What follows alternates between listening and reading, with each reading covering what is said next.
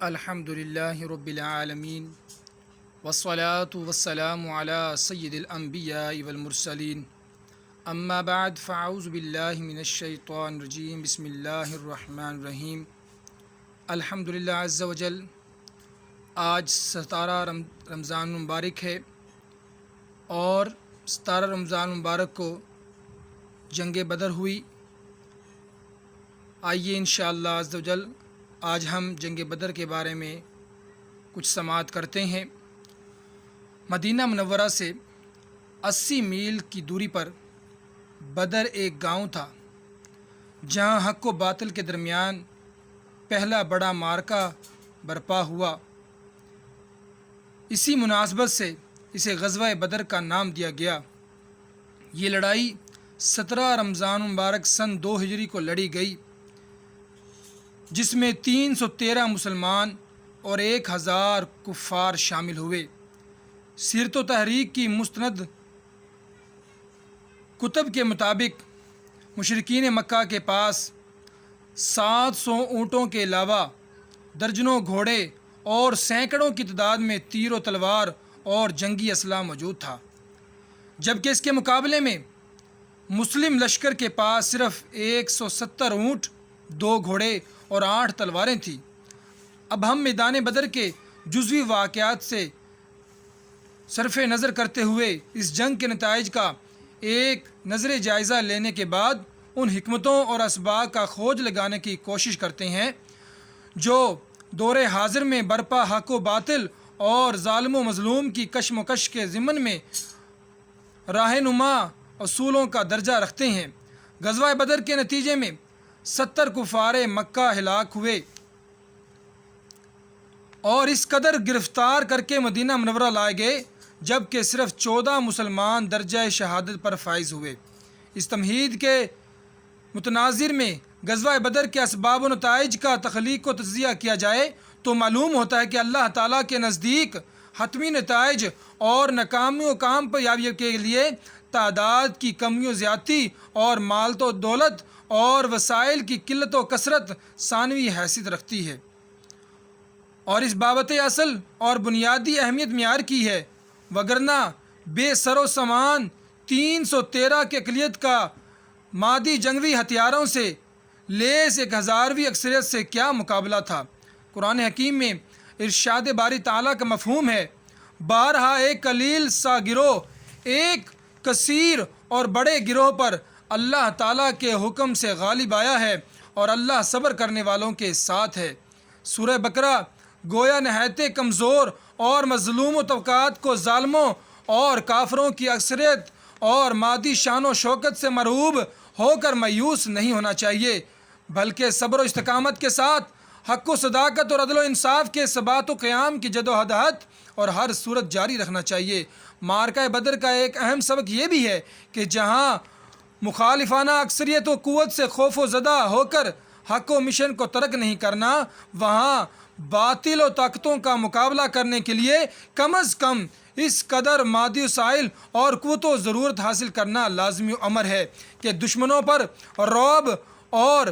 ہدبہ کا باعث بن سکے۔ قرآن حکیم کے مطابق اور ان دشمنوں کے مقابلے کے لیے جس قدر امکانی قوت اور سرحدوں کی حفاظت کا سامان مہیا کر سکو، جس کے ذریعے تم اللہ تعالیٰ اور اپنے دشمنوں کو خوف زدہ کرتے رہو، اور ان کے علاوہ دوسروں کو بھی جنہیں تم نہیں جانتے اللہ انہیں جانتا ہے۔ غزوہ بدر کے پیچھے نبی کریم صلی اللہ علیہ وسلم کی 15 سالہ اجتماعی انقلابی محنت موجود ہے، اور ہر ممکن افرادی و مادی قوت تیار کر چکنے کے بعد اس اجتماعیت کو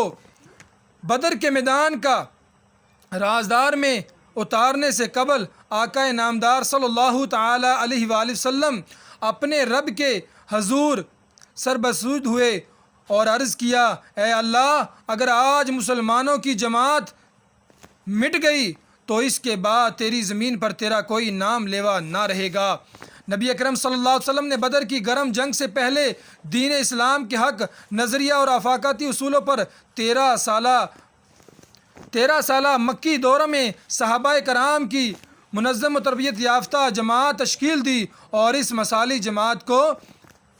20 مرتبہ گھٹن اور جہاں غسل آزمائشوں سے گزار کر کندن بنا دیا، جس کے بعد مدینہ منورہ میں ریاستی نظام وجود پذیر ہوا اور اس مرکزی وحدت و نظام کے تحت قتال اور گرم جہاد کی اجازت دی گئی۔ اس سے پہلے مشرکین مکہ کے بے پناہ مظالم اور بعض صحابہ کی شدید خواہش کے باوجود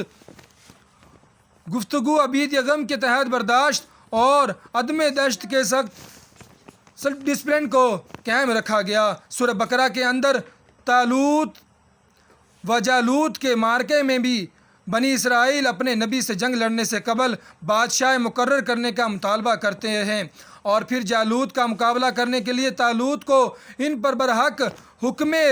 ثانی تجویز کیا جاتا ہے۔ تب جنگ قتال کی نوبت آتی ہے۔ حسن اتفاق ہے کہ مفسرین مؤخرین کے مطابق بدروی مجاہدین کی طرح طالوت اور حضرت داؤد کی لشکر کی تعداد بھی 313 تھی، جنہوں نے نظریہ توحید و عدل پر معظم ہو کر ظالم و مشرک و جالوتی اکثریت کو شکست فاش دی، جس کے نتیجے میں عظیم و شان و داؤدی سلطنت وجود میں آئی۔ غزوہ بدر سے ایک اور سبق یہ حاصل ہوتا ہے کہ معرکہ حق و باطل اور کشمکش ظلم و عدل کے باب میں نظریات اور اصول اہم ہوتے ہیں، نہ کہ خونی نعتیں اور رشتہ داریاں۔ اسی طرح یہ بھی واضح ہے کہ تمام محبتوں اور عقیدتوں کے مقابلے میں خدا اور اس کے رسول کی محبت اور عقیدت و مقدم اور بلا تر ہے۔ نبی کریم صلی اللہ علیہ وسلم نے فرمایا، تم میں سے کوئی اس وقت تک مومن نہیں ہو سکتا جب تک اپنے والدین، اپنی اولاد اور اپنے تمام انسانوں سے زیادہ مجھے محبوب نہ رکھے۔ بلا شبہ آج کے دور میں نبی مشن کو اولین ترجیح اور مقصد حیات بنائے بغیر محبت رسول صلی اللہ علیہ وسلم کے بلند آہنگ دعووں کی کوئی حقیقت نہیں۔ شمع رسالت کے پروانوں نے جنگ بدر میں حق و انصاف کی خاطر اپنے ہی سگے بھائیوں سے اور خون کے رشتوں بد مقابل آ کر ایک نئی تاریخ رقم کر دی۔ حضرت ابوبکر صدیق رضی اللہ تعالیٰ عنہ اپنے ہی بیٹے کا سامنا تھا جس نے ابھی تک اسلام قبول نہیں کیا تھا۔ کافروں کا ایک سردار عتبہ میدان میں نکلا تو اس کے بیٹے حضرت حذیفہ کا اپنے ہی باپ کے مقابلے میں سامنے آئے، اور حضرت عمر فاروق رضی اللہ تعالیٰ عنہ کی تلوار اپنے ہی ماموں کے خون سے سرخ ہو گئی۔ اسی طرح اسیران جنگ میں کسی رشتہ داری اور تعلق کو مد نظر نہیں رکھا گیا، اور ان سے باقی قیدیوں کو طرح قانون کے مطابق برابری کا سلوک کیا گیا۔ بعد ازاں جب بدر کے قیدیوں سے رہائی کے لیے فدیہ کا مطالبہ کیا گیا اور جو فدیہ دینے کے قابل نہ تھے ان کو تاکید کی گئی کہ 10 مسلمان بچوں کو لکھنا پڑھنا سکھائے، اور جو اس کے اہل بھی نہ تھے انہیں ویسے ہی آزاد کر کے ان پر احسان کیا گیا۔ اب یہاں پر جنگی قیدیوں سے حسن سلوک اور تعلیم و تعلم کے باب میں رحمت العالمین صلی اللہ علیہ وسلم اور کائنات کے معلم و اعظم کا اسوہ حسنہ آج کے اس سائنسی دور میں مسلم ممالک کے علمی و اخلاقی زوال کی نشاندہی کرتے ہوئے ہمیں اپنی اصل کی طرف لوٹنے کا درس دے رہا ہے۔ غزوہ بدر میں اللہ تبارک و تعالیٰ نے مومنین کی مدد فرمائی، جس میں بارش کا بر وقت برسنا، مسلمانوں کے دلوں میں اطمینان و سکون نازل کرنا اور فرشتوں کا نازل کرنا شامل ہے۔ قرآن حکیم میں اللہ رب تعالیٰ نے فرمایا، یقیناً خدا نے بدر میں تمہاری مدد کی جب تم کمزور تھے، پس اللہ سے ڈرو تاکہ تم شکر گزار بن جاؤ۔ اب یہاں پر یہ نقطہ واضح ہوا کہ عالمی مادی میں ہم کوشش کے مکلف اور روادار ضرور ہیں، چونکہ دار الاسباب اور دار العمل ہے، اور ہمیں یہاں جد و جہد کرنے والے اور اسباب اختیار کرنے کا حکم بھی دیا گیا ہے، لیکن نتائج پیدا کرنے پر ہمیں پوری طرح قادر نہیں ہے، بلکہ عالم مادی کے اوپر اللہ تعالیٰ کا ایک اور ماورایی اور غیبی نظام بھی کام کر رکھا ہے جو کہ مادی نظام پر غالب اور بلا دست ہے۔ یہی وجہ ہے کہ بدر میں یکم وسائل کے حائل ایک محدود سی اقلیت اپنے مد مقابل مادی اور افرادی وسائل ہے لے اکثریت کی خاک چاٹنے پر مجبور کر دیتی ہے۔ اسی کو قرآن حکیم خدائی مدد قرار دیتا ہے، لیکن یاد رکھنا چاہیے کہ نصرت الہی کے لیے سچائی اور عدل کی علم برادری کی پہلی اور جد و مسلسل دوسری لازمی شرط ہے۔ ازروئے قرآن، اگر تم اللہ کی مدد کرو گے تو وہ تمہاری مدد کرے گا اور تمہیں ثابت قدم رکھے گا۔ فضائے بدر پیدا کر، فرشتے تیری نصرت کو اتر سکتے ہیں گروہوں سے، قطار ادر قطار اب بھی آمین بجاہ النبی الامین صلی اللہ تعالی علیہ وآلہ وسلم۔